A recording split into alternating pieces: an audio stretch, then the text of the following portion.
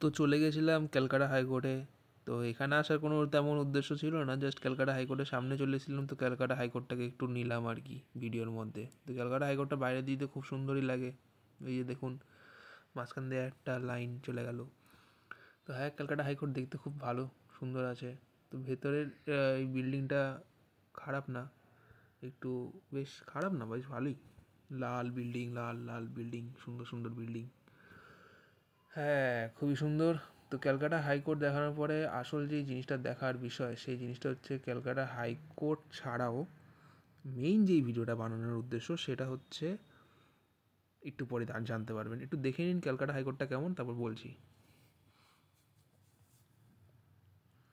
তো দেখা হয়ে গেল ক্যালকাটা হাইকোর্ট, ঠিক আছে। এইটুকুই ক্যালকাটা হাইকোর্টের ইয়ে। এই হচ্ছে মেইন জিনিসটা, ক্যালকাটা হাইকোর্টের সামনে ধোসা। ধোসা খেতে ভাই যা লাগে, ও ধোসার মধ্যে এই দাদা ভাই এত সুন্দর ধোসা বানায়, দামও রিজনেবল, 40 রুপিস ছিল। তো ধোসাটা খেতে সেরকম ছিল। খেলাম ধোসা, ধোসার সাথে দিয়েছিল এই যেটা থাকে ধোসার মধ্যে, কী জানি বলে এটাকে, सांबर ना चटनी और कुछ, और ये कुछ होता है कुछ। और अभी मेन जो आ रहा है वो है डोसा। तो इसका टेस्ट बहुत ही अच्छा था। और ये खाने के बाद हम लोग खा लिए थे, मैं खा लिया था जलेबी।